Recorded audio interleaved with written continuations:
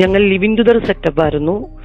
സുധി എന്നെ ഒരു വർഷം ഇങ്ങനെ കൊണ്ടു നടന്ന് അത്ര വളരെ മോശമായിട്ടാണ് അവള് പറയുന്നത്. എനിക്കിപ്പോ ഇതിലങ്ങനെ സംസാരിക്കാനായിട്ട് താല്പര്യമില്ല.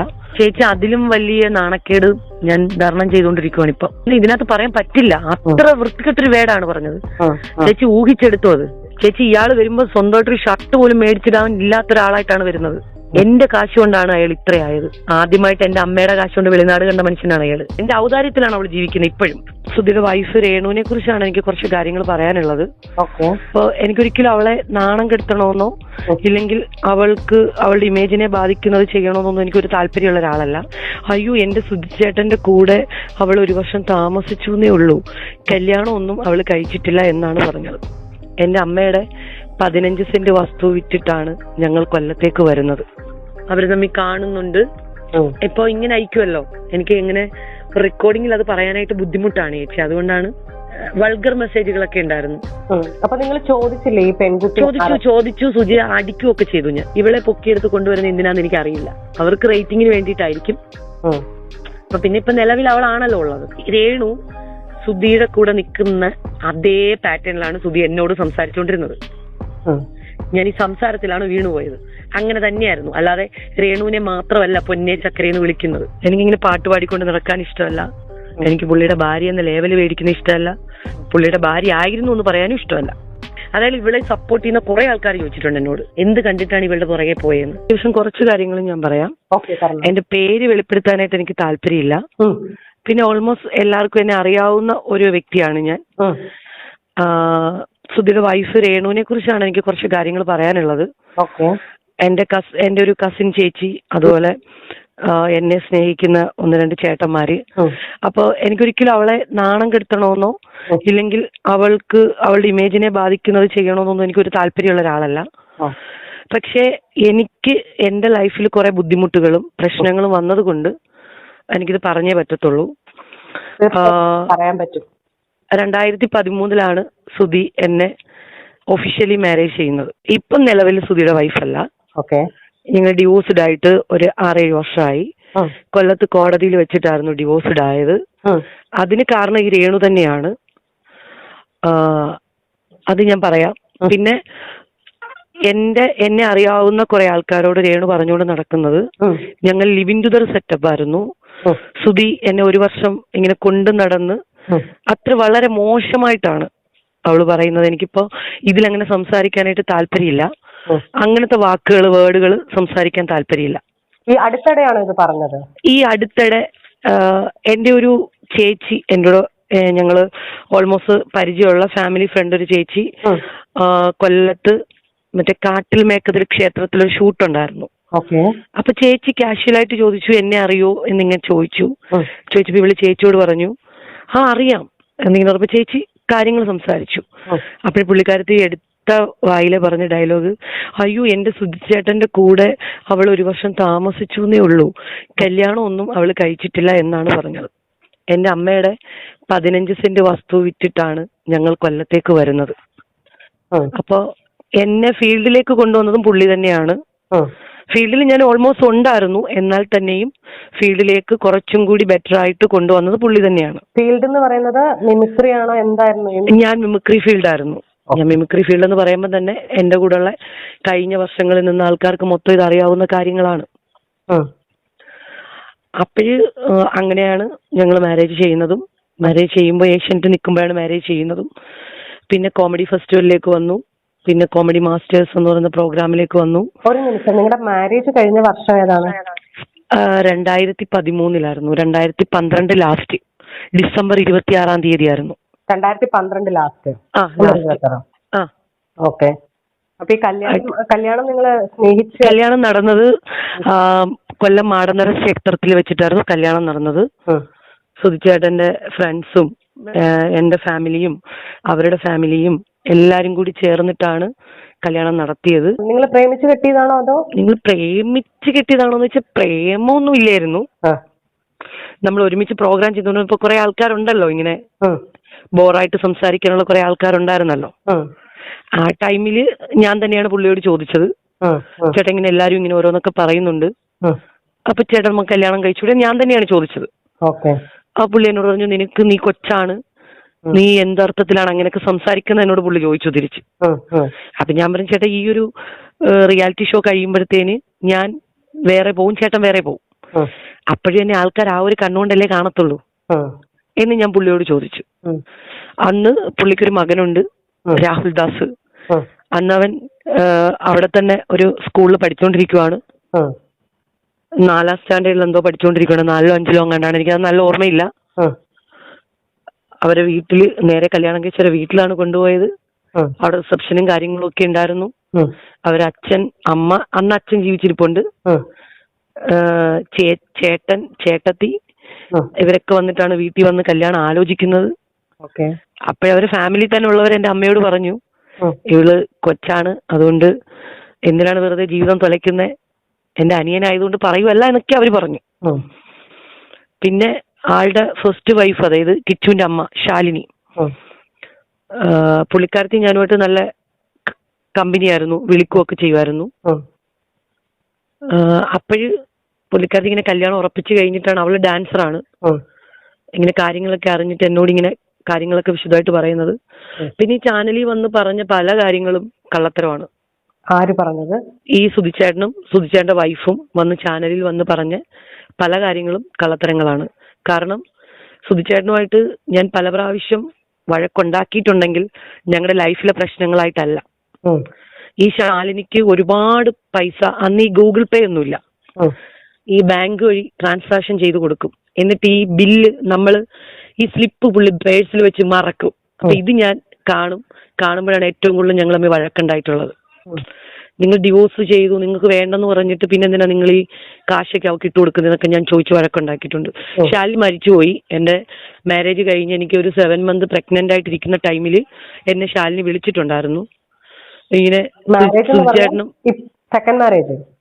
എന്റെ മാരേജ് കഴിഞ്ഞ് ഞാൻ 7 മന്ത് പ്രഗ്നന്റ് ആയിട്ടിരിക്കുന്ന സമയത്താണ് ഈ ശാലിനി എന്നെ വിളിക്കുന്നത്. എന്റെ നമ്പർ കിട്ടാൻ സുധിയായിട്ടുള്ള മാരേജ് കഴിഞ്ഞ് ഡിവോഴ്സ് കഴിഞ്ഞിട്ട് നെക്സ്റ്റ് മാരേജിലേക്ക് വന്നപ്പോ എന്റെ അമ്മയാണ് ആദ്യം വിളിക്കുന്നത്. വിളിച്ചിട്ട് പറഞ്ഞു, എനിക്ക് എന്റെ നമ്പർ ഒന്ന് വേണോന്ന് പറഞ്ഞു. അപ്പൊ അമ്മ നമ്പർ കൊടുത്തു. അങ്ങനെ എന്നെ വിളിച്ചു. അപ്പൊ എനിക്ക് അറിയാത്തൊരു നമ്പർ, ഞാൻ ഫോൺ എടുത്തപ്പോ പറഞ്ഞു, എനക്ക് എടാ ഞാനാടാ ശാലിനിയാ. ഞാൻ പറഞ്ഞു, ഞാൻ പറയടാന്ന് പറഞ്ഞു.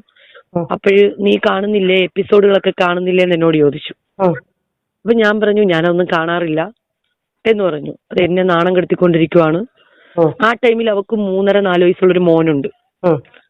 അപ്പോഴും ഞാൻ ചെടിയെത്തോളന്നൊക്കെ എന്നോട് പറഞ്ഞു. അപ്പൊ ഞാൻ ആളോട് പറഞ്ഞു, അങ്ങനൊന്നും ചെയ്യരുത്, പറയുന്നവരെന്തെങ്കിലുമൊക്കെ പറഞ്ഞോട്ടെ, അങ്ങനെയൊന്നും ചെയ്യാൻ പോകരുത്, നിനക്കൊരു മോനുണ്ട്, അപ്പൊ അവനെ നോക്കി നീ ജീവിക്കുക എന്നൊക്കെ ഞാൻ പറഞ്ഞു.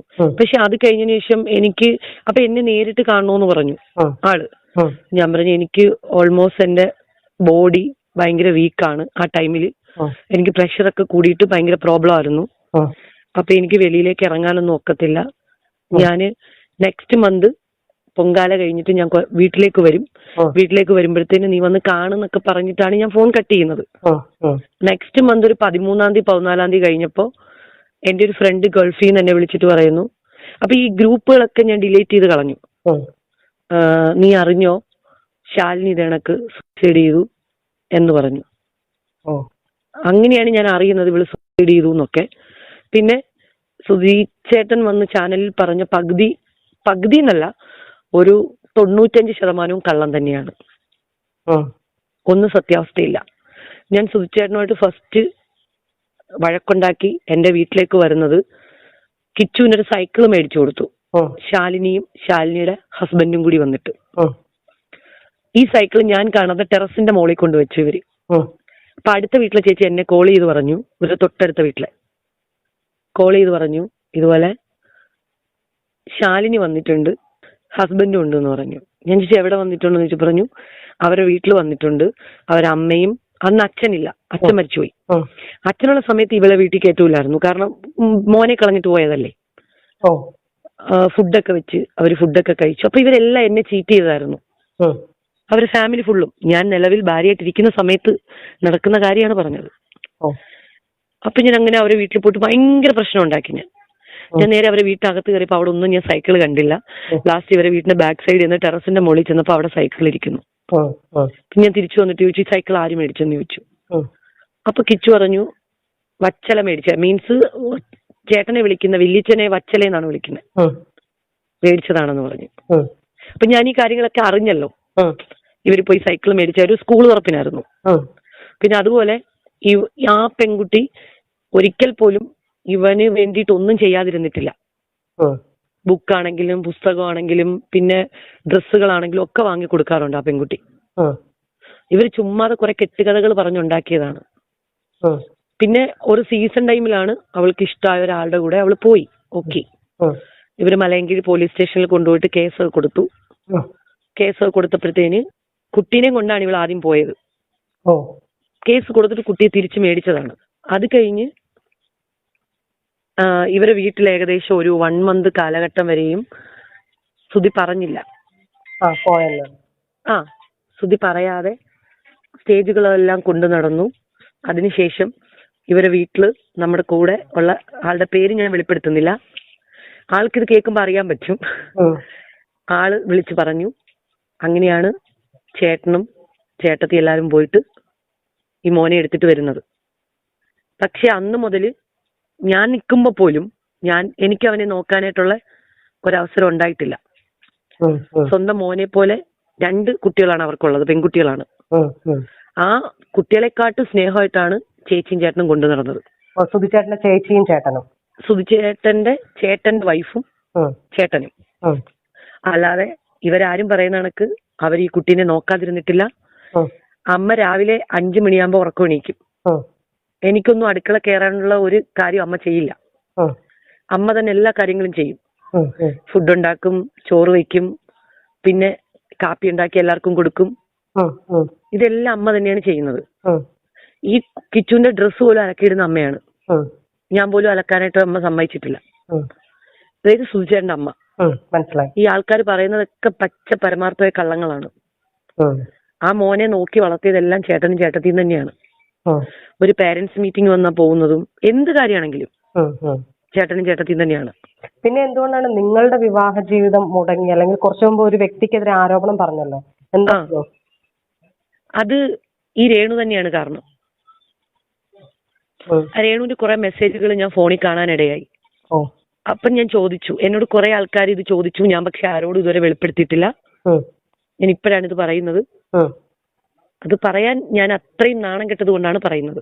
അപ്പോഴ് പുള്ളിക്കാരത്തി ഇങ്ങനെ എല്ലാരോടും പറഞ്ഞു നടക്കാൻ തുടങ്ങി. ഇങ്ങനെ മെസ്സേജ് കണ്ടു. അന്ന് എന്റെ വീട്ടിലായിരുന്നു സുധിച്ചേട്ടൻ, ഞങ്ങൾ ഒരുമിച്ചുള്ളത്. ഞാനൊരു ടീമിൽ പ്രാക്ടീസിന് പോയിട്ട് തിരിച്ചു വന്നപ്പം ഫോണിലെ മെസ്സേജുകൾ കണ്ടു. പിന്നെ സുധിച്ചേട്ടൻ ഭയങ്കര മദ്യപാനമാണ്, മദ്യത്തിന് അഡിക്റ്റ് ആയിരുന്നു പുള്ളി. നോക്കുമെന്ന് ചോദിച്ചു കഴിഞ്ഞാൽ കാശ് കിട്ടിക്കഴിഞ്ഞാൽ നന്നായിട്ട് നോക്കും പുള്ളി. കാശില്ലാന്നുണ്ടെങ്കിൽ എല്ലാരും കയ്യിൽ നിന്ന് കടം മേടിക്കും. എല്ലാരെയും വിളിച്ച് കടം മേടിച്ചെങ്കിലും പുള്ളി മദ്യപിക്കും. അങ്ങനെ ഞാൻ ഒരു ടീമിലേക്ക് റിഹേഴ്സലിന് പോയിട്ട് തിരിച്ചു വന്നപ്പം പുള്ളിക്കാരന്റെ മെസ്സേജ് കണ്ടു. അതിന് ആ മെസ്സേജുകൾ എനിക്ക് ഇപ്പോഴും ഓർമ്മയുണ്ട്, ഞാനൊന്നും മറന്നിട്ടില്ല. ഞാൻ എന്ത് ചെയ്യുന്നു ചോദിച്ചപ്പോൾ പുള്ളിക്കാരന്റെ വീട്ടിലാണ്. എന്റെ വീട്ടിൽ എന്റെ അമ്മ വെച്ച ഫുഡും കഴിച്ച് കിടന്നുറങ്ങുന്ന മനുഷ്യൻ പറയുന്നത് ഞാൻ എന്റെ വീട്ടിലാണ്. അപ്പൊ ആള് ചോദിക്കുന്നു നിങ്ങൾ പിണക്കണോ? അല്ല, പിണങ്ങാതിരിക്കാൻ കൊണ്ടാക്കിയിരിക്കുവാണെന്നൊക്കെ പറഞ്ഞ് കുറെ ഡയലോഗും കാര്യങ്ങളും ഒക്കെ അതിനകത്ത് വന്നു. നിങ്ങളെ കുറിച്ചാണ് ചോദിക്കുന്നത്? അതായത് എന്നെ കുറിച്ച് പുള്ളിക്കാർക്ക് ചോദിക്കുമായിരുന്നു. അറിയാമായിരുന്നു ഇന്ന പോലെ കല്യാണം കഴിഞ്ഞതാണെന്ന് അറിയായിരുന്നു. അത് ഇതൊന്നും ഒരു കേസൊന്നും അല്ലായിരുന്നു, പല കേസുകൾ ഉണ്ടായിരുന്നു. പക്ഷെ ഇത് കുറച്ച് വൾഗറായിട്ടുള്ള മെസ്സേജുകൾ കണ്ടപ്പം അന്നാണ് എനിക്ക് വേണ്ട എന്നും പറഞ്ഞിട്ട് എന്റെ വീട്ടിൽ നിന്ന് എന്റെ പരിസരക്കാർക്കെല്ലാം അറിയാം. എന്റെ പരിസരക്കാരെല്ലാം വീട്ടിന്റെ ബഹളം കെട്ടിട്ട് വന്നു. ഞാൻ പൊക്കോളാൻ പറഞ്ഞു. അന്നാണ് ഞങ്ങള് പുള്ളി കുറെ പ്രാവശ്യം വന്നു കോംപ്രമൈസിന്. അപ്പം ചേട്ടനും ചേട്ടത്തിയൊക്കെ വിളിച്ചു ചോദിച്ചപ്പോ ഞാൻ പറഞ്ഞു എനിക്ക് വേണ്ടാന്ന് പറഞ്ഞു. എന്താണ് അത്രമാത്രം ഹേർട്ട് ചെയ്യുന്ന മെസ്സേജുകൾ? കുറെ മെസ്സേജുകൾ ഉണ്ടായിരുന്നു ചേച്ചി. ഹേർട്ട് ചെയ്യുന്ന മെസ്സേജ് എന്റെ കൂടെ കിടന്നുറങ്ങിയിട്ട് പുള്ളി പറയുന്നത്, പുള്ളി എന്റെ വീട്ടില് എന്റെ ബെഡില് എന്റെ റൂമിൽ കിടന്നുറങ്ങിയിട്ട് ഞാൻ എന്റെ വീട്ടിലും പുള്ളിയുടെ വീട്ടിലുമാണെന്നാണ് പറഞ്ഞത്. പിന്നെ പറഞ്ഞിരുന്നേ ആളിങ്ങോട്ട് അയച്ചേക്കുന്ന മെസ്സേജ്, ചേട്ടൻ എന്നെ കണ്ടിട്ട് പോകുമ്പോ എനിക്ക് ഭയങ്കര സങ്കടമാണ്, ചേട്ടൻ എന്റെ അടുത്തുള്ളപ്പോ എനിക്ക് ഭയങ്കര സന്തോഷമാണെന്നൊക്കെ പറഞ്ഞിട്ടൊരു മെസ്സേജ് ഉണ്ടായിരുന്നു. പിന്നെ അപ്പം പുള്ളിക്കാരൻ തിരിച്ചയച്ചിരിക്കുന്നു, എന്നെക്കാളും കൂടുതൽ ഫീൽഡിൽ ആൾക്കാരുമായിട്ട് അവൾക്ക് ബന്ധമുണ്ട്. അപ്പോ ഞാൻ എവിടെ പോകുന്നു എന്തിനു പോകുന്നു എന്ന് എനിക്ക് കള്ളം പറഞ്ഞിട്ട് വരാൻ പറ്റില്ല. അവള് നീ ഉദ്ദേശിക്കുന്ന ഒരാളല്ല. അവൾക്ക് ചുറ്റിനും ഒരുപാട് സുഹൃത്തുക്കളുണ്ട്. കാരണം ഞാനും ഫീൽഡ് തന്നെയാണല്ലോ. കള്ളം പറഞ്ഞ് എനിക്ക് ഇറങ്ങാനൊക്കത്തില്ല എന്നൊക്കെ പറഞ്ഞിട്ട് പുള്ളി കുറെ മെസ്സേജുകൾ അയക്കുന്നുണ്ടായിരുന്നു. അവളെങ്ങാനും ഇത് അറിഞ്ഞു കഴിഞ്ഞാൽ ഭയങ്കര പ്രോബ്ലം ആവും എന്നൊക്കെ പറഞ്ഞിട്ട്. അപ്പൊ ഇവര് ആക്ച്വലി വേറെ ബന്ധങ്ങളൊക്കെ ഉണ്ടാവുമല്ലോ അങ്ങനെയൊക്കെ അയക്കുമ്പോഴത്തേന്. അങ്ങനെയാണ് എനിക്ക് ഭയങ്കര ഹേർട്ടായിട്ട് കുറെ മെസ്സേജ് അയച്ചു. കാരണം രാവിലെ കൂടി പുള്ളിക്ക് ഉമ്മയൊക്കെ കൊടുത്തിട്ടാണ് ഞാൻ പോകുന്നത്. രാവിലെ പുള്ളി മഴവിൽ മനോരമയുടെ എന്തോ ഷൂട്ടാണ് ഞാൻ ഓർക്കുന്നില്ല. കഴിഞ്ഞിട്ട് വന്നു, ഞാൻ റിഹേഴ്സലിന് പോട്ടെ എന്നൊക്കെ പറഞ്ഞിട്ട് ഞാൻ എന്റെ വണ്ടിയൊക്കെ അവിടെ വെച്ചിട്ട് ഞാൻ ബസ് കയറിയാണ് പോയത്. അപ്പൊ രാവിലെ പുള്ളി ഉറങ്ങിക്കിടന്നപ്പോ നമ്മൾ അത്രയും സിൻസിയർ ആയിട്ട് ഉമ്മയൊക്കെ കൊടുത്തിട്ട് പോയിട്ട് തിരിച്ചു വരുമ്പോ പുള്ളി അടിച്ച് ഫിറ്റായിട്ട് കിടന്ന് ഉറങ്ങിപ്പോയി. അപ്പോഴാണ് ഈ മെസ്സേജസ് ഒക്കെ ഞാൻ കാണുന്നത്. അപ്പൊ നമുക്ക് ഹേർട്ടല്ലേ അത്. അങ്ങനെയൊക്കെ എനിക്ക് ഭയങ്കര ഉൾക്കൊള്ളാൻ പറ്റിയില്ല. അപ്പൊ നിങ്ങളുമായിട്ട് കല്യാണം കഴിച്ചിരിക്കുമ്പോ തന്നെയാണ് ഈ വ്യക്തിയുമായി സുധിച്ചേട്ടന് ഇഷ്ടം ഉണ്ടാവുന്നത് അല്ലെ? തീർച്ചയായിട്ടും. അത് ഞങ്ങളെ ലാസ്റ്റ് ടൈമിലാണ് ഞാൻ അറിയുന്നത്. അല്ല, അപ്പം നിങ്ങൾ കരുതുന്ന ഒരു മെസ്സേജിലൂടെ മാത്രമുള്ള ഒരു ബന്ധമാണെന്നായിരുന്നോ, അതോ അതിൽ അല്ല അവർ തമ്മിൽ കാണുന്നു എന്നൊക്കെ ഉണ്ടായിരുന്നു അതില്. അവർ തമ്മിൽ കാണുന്നുണ്ട്. ഇപ്പൊ ഇങ്ങനെ അയക്കുമല്ലോ, എനിക്ക് ഇങ്ങനെ റെക്കോർഡിങ്ങിൽ അത് പറയാനായിട്ട് ബുദ്ധിമുട്ടാണ് ചേച്ചി. അതുകൊണ്ടാണ് വൾഗർ മെസ്സേജുകളൊക്കെ ഉണ്ടായിരുന്നു. ചേട്ടൻ എന്റെ അടുത്ത് വന്നിട്ട് പോകുമ്പോ, ചേട്ടാ എനിക്ക് ഭയങ്കര സങ്കടമാണ്, ഇനി എന്നാണ് ചേട്ടനെ കാണുന്നത്? അപ്പൊ പുള്ളി പറയുന്നു എനിക്കങ്ങനെ എപ്പോഴും ഒന്നും വരാനൊക്കില്ല. അപ്പൊ നിങ്ങൾ ചോദിച്ചില്ലേ ഈ പെൺകുട്ടി? ചോദിച്ചു സുജി അടിക്കുകയൊക്കെ ചെയ്തു. ഞാൻ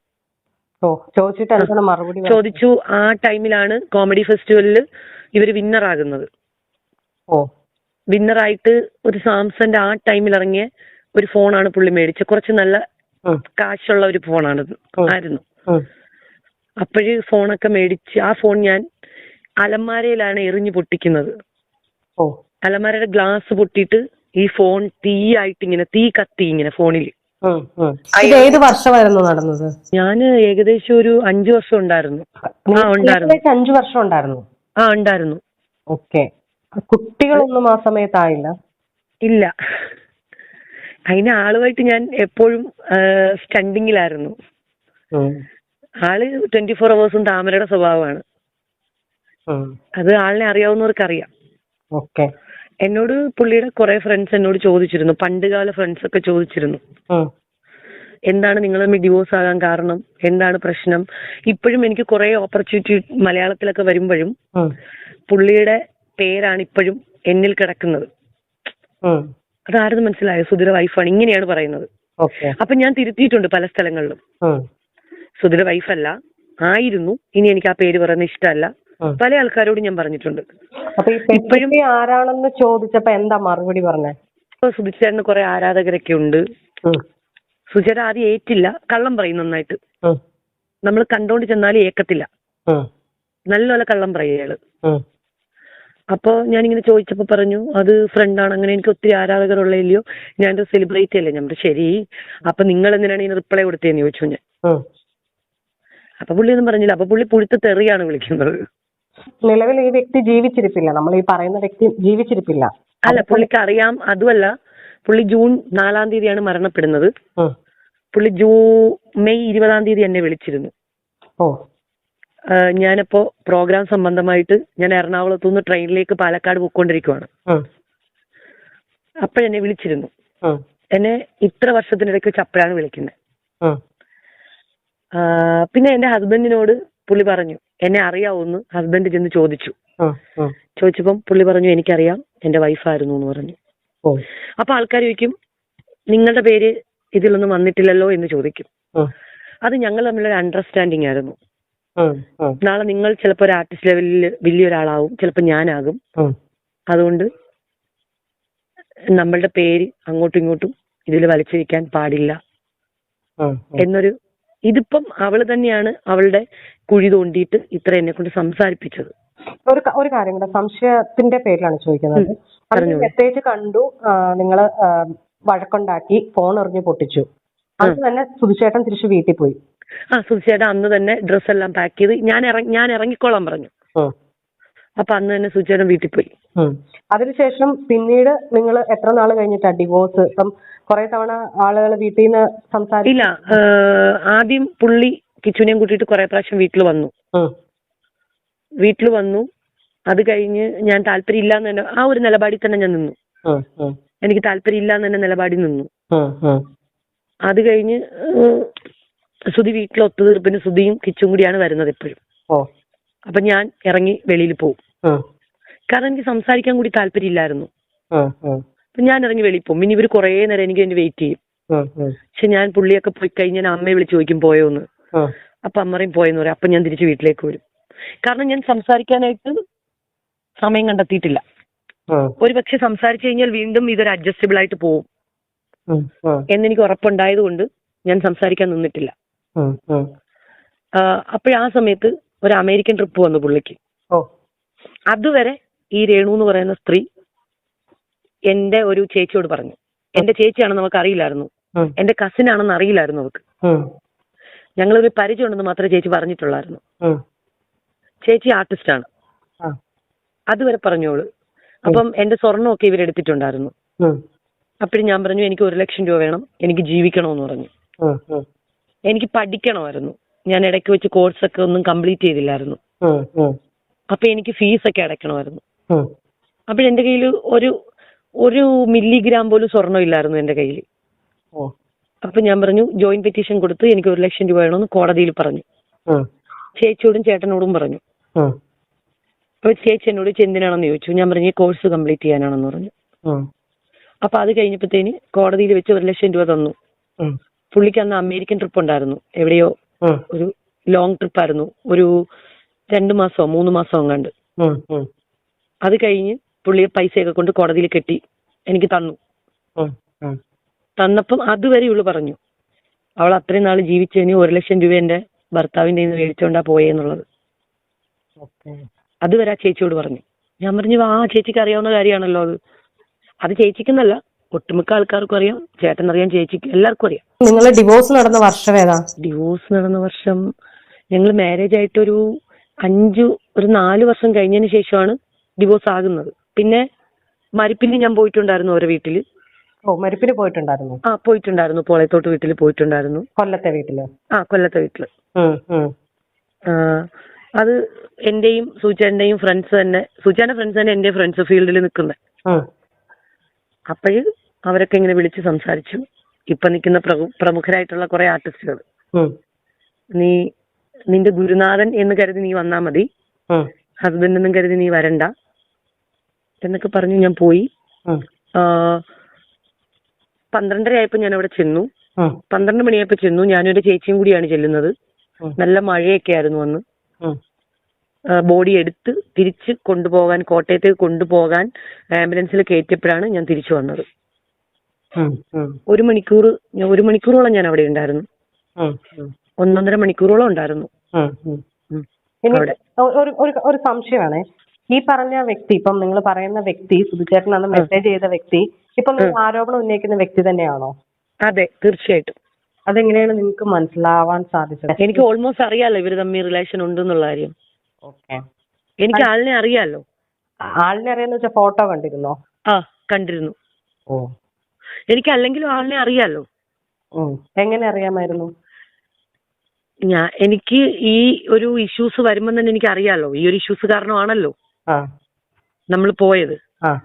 എന്നിട്ട് ഈ ആള് കുറെ ആൾക്കാരോട് പറഞ്ഞു ഞാൻ വേറൊരാളെ ഒളിച്ചോടി പോയി എന്നൊക്കെ പറഞ്ഞു. പിന്നെ ഇതിന്റെ ഇടയിൽ വേറെ കുറച്ച് പ്രശ്നവും കൂടി വരുന്നുണ്ട്. കിച്ചുവിന്റെ അമ്മ ശാലിനിയാണെന്ന് പല ആൾക്കാർക്കും അറിയില്ല. അപ്പൊ എനിക്ക് അങ്ങനെ ഒരു അപവാദം കിടപ്പുണ്ട് ഇപ്പൊ. അതായത് ഞാൻ പ്രസവിച്ച കുഞ്ഞിനെ കളഞ്ഞിട്ട് വേറൊരുത്തൻ്റെ ഒളിച്ചോടി പോയത് ഞാനാണെന്നുള്ളത്. അപ്പൊ അതുകൊണ്ടാണ് ഞാനിപ്പം ഇങ്ങനെ അതും കൂടി കിടക്കുന്നത് കൊണ്ടാണ്. ഇപ്പൊ ഈ പറയുന്ന വ്യക്തിയായിട്ട് നിങ്ങൾ ഡിവോഴ്സ് ആയതിനു ശേഷമാണോ ഈ സുധി പോയത്? അതിനെക്കുറിച്ച് എനിക്കറിയില്ല. അറിയാത്ത കാര്യം നമ്മൾ പറയുന്നത് ശരിയല്ലല്ലോ. അതിനെക്കുറിച്ച് എനിക്കറിയില്ല. അതിന് മുന്നേ അവര് തമ്മി എന്തെങ്കിലും, പക്ഷെ അവര് തമ്മി ടോപ്പിക് അങ്ങനെയൊക്കെ ഉണ്ടായിരുന്നു. സംസാരത്തിലൂടെ എനിക്ക് മനസ്സിലായി, പക്ഷെ ഞാൻ കണ്ടിട്ടില്ല. അപ്പം അങ്ങോട്ട് സംഭവം ഞാൻ കണ്ടിട്ടില്ല. അല്ല, ഇപ്പൊ ഈ പറയുന്ന ഇപ്പം ഞാനാണെങ്കിലും നിങ്ങളെ വിശ്വസിക്കുകയാണ്. ഇപ്പൊ ഈ പറയുന്ന ഓഡിയോയിൽ ഞാൻ വിശ്വസിക്കുകയാണ്. അല്ലെങ്കിൽ നമ്മൾ വേണമെങ്കിൽ ചേച്ചിക്ക് ഞാൻ സുധിയുടെ പഴയകാല ഫ്രണ്ട്സിനെ ഇപ്പൊ കോൺഫറൻസ് ഇട്ട് വേണമെങ്കിൽ തരാം, സംസാരിക്കണം എന്നുണ്ടെങ്കിൽ.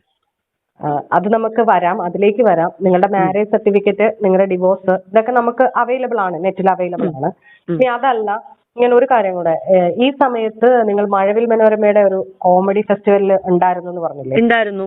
ഞങ്ങളുടെ കല്യാണത്തിന്റെ എപ്പിസോഡ് കോമഡി സ്റ്റാർസ് സീസൺ ഫസ്റ്റില് ടീം ലാഫ്റ്റർ കേരളയിൽ നിൽക്കുന്ന എല്ലാ വ്യക്തികൾക്കും അറിയാം. ആ ടൈമിലാണ് ഞങ്ങൾക്ക് മാരേജ് നടക്കുന്നത്. നമ്മുടെ കല്യാണത്തിന്റെ എപ്പിസോഡ് ഓൾമോസ്റ്റ് ചാനലിലുണ്ട്.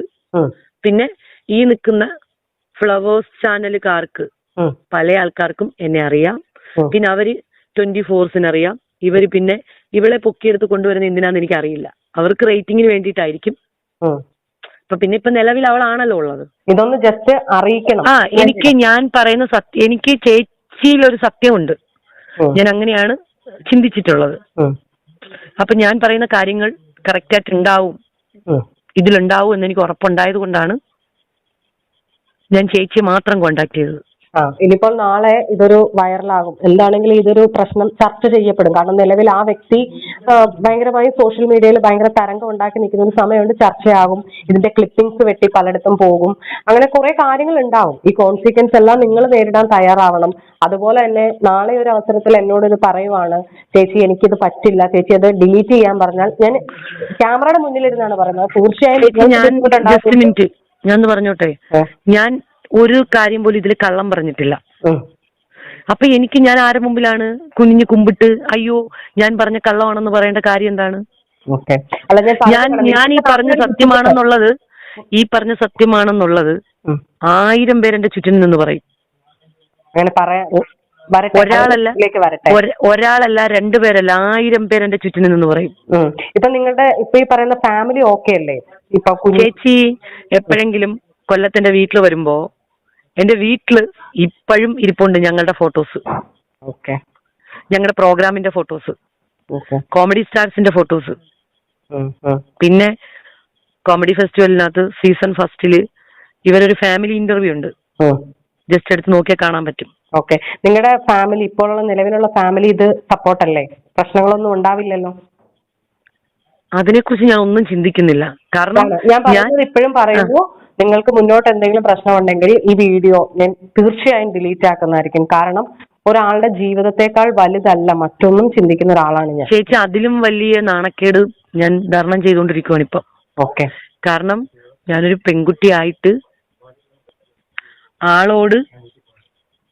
ആള് പറഞ്ഞ കാര്യമാണ് എന്നെ കൊണ്ടു നടന്ന്, അത് എനിക്ക് ഇങ്ങനെ ഇതിനകത്ത് പറയാൻ പറ്റില്ല, അത്ര വൃത്തികെട്ടൊരു വേടാണ് പറഞ്ഞത്. ചേച്ചി ഊഹിച്ചെടുത്തു. അത് അങ്ങനെ കൊണ്ടു നടന്നതാണ്. ആളുടെ കാശും എല്ലാം ഊറ്റിയെടുത്തിട്ട് ആളിനെ ഞാൻ ഉപേക്ഷിച്ചതാണെന്ന്. അവിടെ നിന്ന് എടുത്തോണ്ട് പോയതാണ് ഈ വ്യക്തി എന്നുള്ള നിലയിലാണല്ലേ? അവിടുന്ന് രക്ഷപ്പെടുത്തി കൊണ്ടുവന്നതാണ്. ചേച്ചി ഇയാള് വരുമ്പോ സ്വന്തമായിട്ടൊരു ഷർട്ട് പോലും മേടിച്ചിടാൻ ഇല്ലാത്ത ഒരാളായിട്ടാണ് വരുന്നത്. ഇയാള് 0 ബാലൻസിലാണ് നിന്നത്. എന്റെ കാശ് കൊണ്ടാണ് അയാൾ ഇത്രയായത്. കൊടുത്തിട്ട് പറയുമല്ല, എനിക്കത് പറയുന്നത് ഇഷ്ടമല്ല. ആദ്യമായിട്ട് ആൾ അമേരിക്ക പോകാൻ കാശില്ലാഞ്ഞ് എന്റെ അമ്മയുടെ അക്കൗണ്ടിൽ പൈസ ഇട്ടിരുന്നത്, ഈ എന്താ പറയാ, നമ്മൾ ഡിപ്പോസിറ്റ് ചെയ്തിട്ടിരുന്നത് എടുത്ത് എന്റെ അമ്മയുടെ കാല് പിടിച്ച് ഞാൻ ആളുടെ അക്കൗണ്ടിൽ ഇട്ട് കൊടുത്തു. കാരണം ഇത്ര രൂപ വേണമല്ലോ നമുക്ക് വെളിനാടുകളിൽ പ്രോഗ്രാം ചെയ്യാൻ പോണെങ്കിൽ. ആദ്യമായിട്ട് എന്റെ അമ്മയുടെ കാശ് കൊണ്ട് വെളിനാട് കണ്ട മനുഷ്യനാണ് അയാള്. എന്താണേലും താങ്കൾ പറഞ്ഞ കാര്യങ്ങൾ ഞാൻ അപ്ലോഡ് ചെയ്യുകയാണ്. പക്ഷെ താങ്കളുടെ ഒരു വീഡിയോ കൺസെന്റ് എനിക്ക് മാത്രമായിട്ട് താങ്കൾ തരണം. അതായത് ഒരു വീഡിയോ എടുത്തിട്ട് ഞാൻ പറഞ്ഞത് സത്യമാണ്. കാരണം ഇത് എന്നെയും എന്റെ മാധ്യമ സ്ഥാപനത്തെയും ബാധിക്കുന്ന ഒരു കാര്യമാണ്. ശരിയാണ്, തെളിവുകളെല്ലാം കിടപ്പുണ്ട്. നിങ്ങൾ പറഞ്ഞ മാരേജ് സർട്ടിഫിക്കറ്റ് ഞാൻ എടുത്തിട്ടുണ്ട്. ഡിവോഴ്സിന്റെ മാത്രമാണ് എനിക്ക് കിട്ടാത്തത്. ഇതൊക്കെ എന്റെ ഉണ്ട്, അതൊക്കെ എന്റെ സേഫ്റ്റിയാണ്. ഞാൻ പറഞ്ഞത് മനസ്സിലാവുന്നുണ്ടോ? എന്തൊക്കെയാണെന്ന് പറഞ്ഞാലും നമ്മൾ ഈ പറയുന്നത് കുറച്ചു പേർക്കുള്ള ആരോപണമാണ്. ആരോപണം ഈ പറഞ്ഞ പോലെ കള്ളത്തെ നിങ്ങൾ പേടിക്കുന്നില്ല, കാരണം നിങ്ങൾ സത്യം മാത്രമാണ് പറയുന്നതെന്ന് പറയുന്നു. പക്ഷെ ഇടയ്ക്ക് നിൽക്കുന്ന ഞാനെന്ന വ്യക്തി ഇതിനെ പേടിക്കുന്നുണ്ട്. ആണെങ്കിലും ചേച്ചിക്ക് ഇതിന്റെ പേര് എന്തെങ്കിലും പ്രോബ്ലം വരുവാന്ന് ചേച്ചി എന്നെ കോൺടാക്ട് ചെയ്താൽ മതി. എനി ടൈം ചേച്ചിക്ക് എന്നെ കോൾ ചെയ്യാം. ഓക്കെ. എന്താണെങ്കിലും ഞങ്ങളോട് സംസാരിച്ചതിൽ സന്തോഷം. നിങ്ങളുടെ പ്രശ്നങ്ങളെല്ലാം പരിഹരിക്കട്ടെ, അല്ലെങ്കിൽ സമാധാനമായിട്ട് ഇരിക്കുക. ഓക്കെ. ഞാൻ പറഞ്ഞില്ല ചേച്ചി, എനിക്ക് അവളെ ഒരിക്കലും കയറി മുറിച്ച് കാണണമെന്നോ ഇല്ലെങ്കിൽ അവളെ പോസ്റ്റ്മോർട്ടം ചെയ്യണമെന്നൊന്നും എനിക്ക് താല്പര്യമില്ല. എന്നെ പോലെ ഒരു പെൺകുട്ടിയാണ് അവള്. ഭർത്താവില്ലാതെ 2 പിള്ളേരുമായിട്ട് നിൽക്കുന്ന ഒരാളാണ്. പക്ഷേ നമ്മുടെ നിലനിൽപ്പിന് വേണ്ടി നമ്മളുടെ കൂടെ നിന്ന്, അല്ലെങ്കിൽ ഓൾമോസ്റ്റ് ഇങ്ങനെ പറഞ്ഞ് അവസാനിപ്പിക്കാം. ആയിരുന്നു അവര് കല്യാണം കഴിച്ചത്, അത് ഡിവോഴ്സായി, ഞാൻ കെട്ടിയല്ലോ, കഴിഞ്ഞു, മാറ്റർ ക്ലോസ് ആയി. അങ്ങനെ പറഞ്ഞ് അവസാനിപ്പിക്കാവുന്ന ഒരു വിഷയമാണ് ഇത്തരത്തിൽ കൊണ്ടുവന്നത്. അതെ.